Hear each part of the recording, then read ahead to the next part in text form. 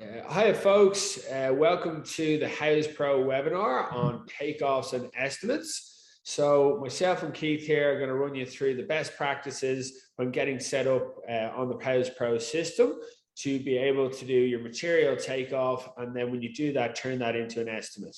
So just to give you a quick overview of what we're going to run through, streamlining your business to move to that online and do your takeoffs on screen, how to set up your templates, and we're going to give you some live demo examples of concrete, drywall, cladding, and roofing, just to give you a flavor of the tools that are available and how you can apply them to your project.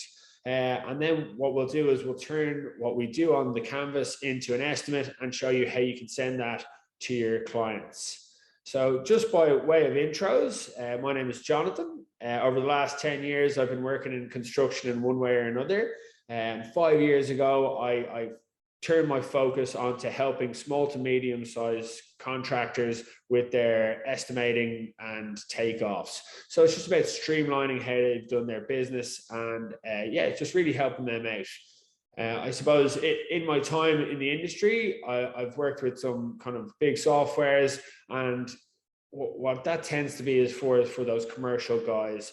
So if they have, estimators sitting in-house in the office from 9 to 5, those softwares work really well for them. So what we've done is we've teamed up with Houzz Pro, and we've developed a really simple to use tool for the guys who are actually out on site, who are running crews, and who don't, they're time poor. So, getting their estimates out at the end of the day can be laborious. And so that's what we've aimed to fix with Houzz Pro. And I'll turn you over to Keithy here for an intro. Hey guys, how are you? My name's Keith. I'm a carpenter and builder by trade. I've been on the tools and ran my own businesses for about 15 years. We've done projects, everything from doing decks to like $20 million houses. So it's given me a great insight into the industry. And really, when I was running my business, I wish I had something like Houzz Pro, something really simple to use to just help me get estimates together. I used to really hate coming home at nighttime and having to get out the paper plans and highlighters and stuff like that. And I've been integral in building this system that is simple to use for builders and subcontractors. So if we're ready, John, will we jump into having a look around the product? Let's do that. Okay, great. So just a quick look inside Houzz Pro. We're in our projects dashboard. We've created a project. We're going to click into that one. And you'll see on the left-hand side, there's now a tab for takeoffs. So we're going to click on that. Okay, and we're going to land inside in this page. We're just going to gloss over the page. Well, everything you need to know can be found in this Learning Hub up here. So a quick look at that. So this is going to show you all of the tools and functionalities in like 30-second snippet videos or screenshots. If you have any questions, they will be answered in here. Here's your plans on the left-hand side. You can see I've made a few measurements already. The measurements appear up here on the left or on the right-hand side. Your tools are across the top. You can navigate between plans here if you have, say, structurals and architecturals. So let's just dive in, I think, and get stuck into doing an example. We'll zoom in slightly here, and let's quantify the material we're going to need for a construction slab for this garage space. So what I'm going to do is I'm going to grab the polygon tool. That's going to get me an area. I'm going to make it a new group, and we're going to call it concrete slab. We're going to add it to favorites. What adding it to favorites means is that it's going to be on my account for all the jobs that I do. So the next time around when I come in, I don't have to set it up again. And I'll show you how to get to that just now. We'll add it to favorites, create group. So just to give you a quick look at how to get to that, just select the polygon tool, and then you hit this drop down, and you can see in here we've got the concrete slab already set up. Okay, so we click in one corner to start, and we click around the outside. Just dropping a point on every corner, and then when we get back to the start, back to where we started, we double click to finish. And you can see over here on the right hand side, well, that's giving me the area measurement that I need for here. So it's 77.47 meters squared. So you're thinking to yourself, okay, that's great, but we need to get the volume of concrete. So this cube here, you can see it allows you to add the height, width, or depth to any measurement. So we'll click on that one. We're going to add the depth, and the depth of this one is going to be 100 mils. So we put in 0.1 of a meter, and we press done. So you can see here that for the slab here, we've got 7.75 meters cubed of concrete needed. Okay, so just moving on, we'll get into things quite quickly, but we can see here that we've measured some lengths of walls here. So that was for drywall for this house. So again, I've already created that group, so I can just go ahead and grab it. It's in the length tool, so it's going to be a linear measurement. We grab the drywall, and I'll just show you how you get a length for any room. You click in one corner, click on the outside, and we just work around, and then we double click to finish when we get back to the start. And you see that inside this drywall group now there's multiple measurements, because I've made these two already, and this is the third one. So that's building up a total for me.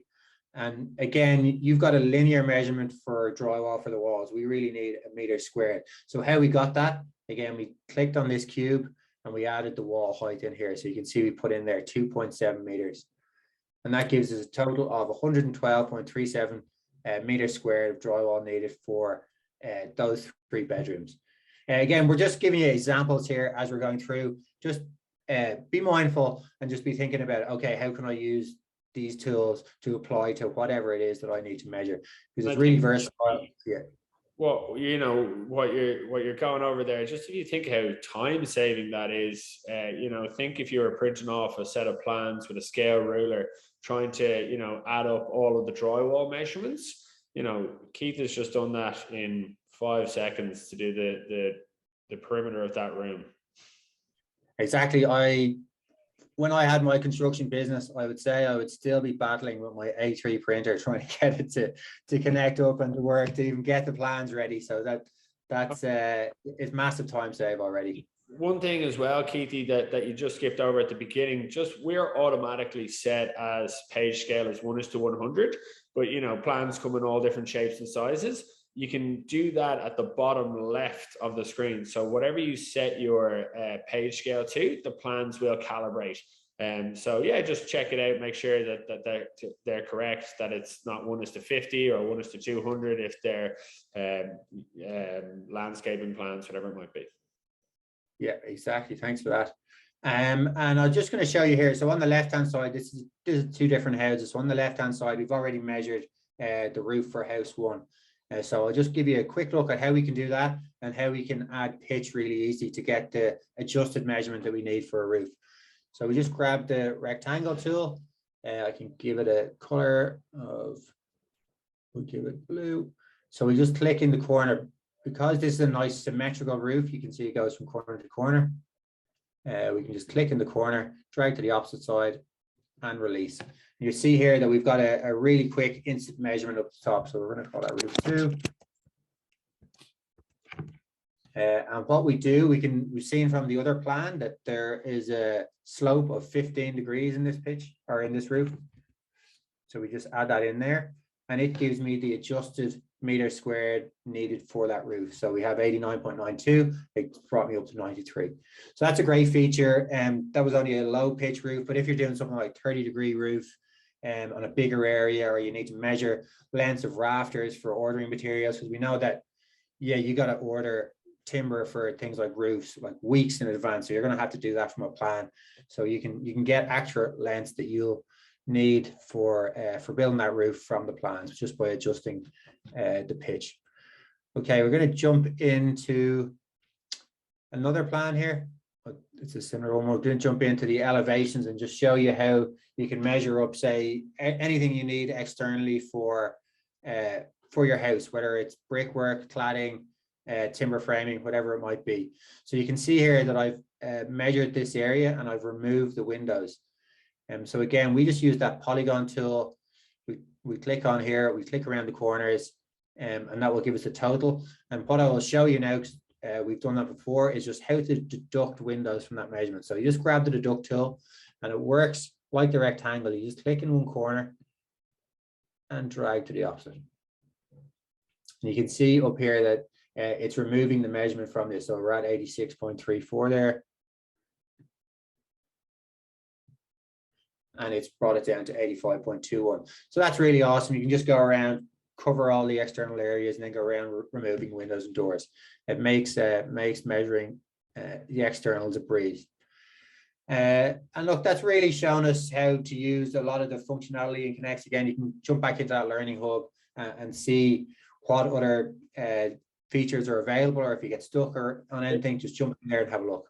There is the count items there as well, Keithy, which is, it is does exactly what it says in the tin. If you need to count power outlets, windows, doors, you just select whichever one you've chosen, and you can just go around dropping those markers on the plans. As well, what will happen is once you're finished with the Takeoff, you can download the marked up PDFs. So, if you've got all of this marked out really efficiently, we'll send you those markups with a legend, and you can send that to your contractors or your clients. So it's just another bonus. Yeah, brilliant. So what we're going to do now is we're just going to flip all these measurements that we've done on the plans into an estimate. We click on review an estimate on the right hand side. Here it's a summary of everything you've measured. So here you can go back to measure if you feel you can miss something. Jonathan just kind of told you about the marked up plan, so that's the button to get them. And we're just going to continue through and start a new estimate. So what this is asking is if you want to combine groups. So say if I had external cladding on 4 different pages because the north, south, east, and west elevation were on across 4 different pages. Rather than having 4 line items in the estimate, I can combine those groups together, which will just give me 1 line item when I do get to that estimate. We don't have any of that in this plan, so we'll just keep them separate.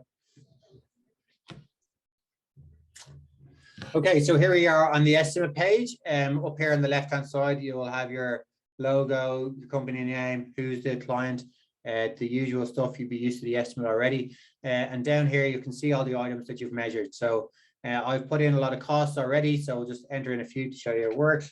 For 350, cornice, we'll call it 15, and skirting boards 15 as well. So what we can do as well is in markup, we can put a percentage or a dollar figure on markup, and that's really easy. And we will put a percentage here, 10%, just to show. So that adds up to the total. What you can also do is manage columns, so you can add or subtract columns as needed. So if you needed to have a separate column for labor or add rooms, markup, etc., you can play around with that. On all the usual functionality that we have in the estimate, you can schedule payments, upload files, photographs, or markup plans. Terms and conditions, everything you've allowed for included and excluded, generally put in there your payment terms. And then you can request an e-signature, which is an awesome feature as well. Just jumping through to what the final quote looks like. So here it is on your company letterhead. Again, just one other thing you can choose is how much information you want to show the client or builder about what you've measured. A lot of people don't like to show exactly how much per, say, meter squared or for meter cubed, say, of concrete, because it leaves room for trying to grind you down on price per item. So some people like to just leave a total, which is perfect. So we jump in there to share. So there's 3 options. You can email directly to the client. You can create a link, which you can just copy yourself and share in an email, which will give a link to this quote for the client. Or you can export it as a PDF, so download and then re-upload it to like an email to send to the client, or you can just download it and store it in your files yourself. But you don't need to, because it's always going to be on Houzz Pro. So yeah, that's a really quick look and an overview about how to use the Takeoff tool, some of the different functionality, a couple of use cases, and just how to really quickly turn them into an estimate that will have you looking more professional and will hopefully have you winning more work in 2022.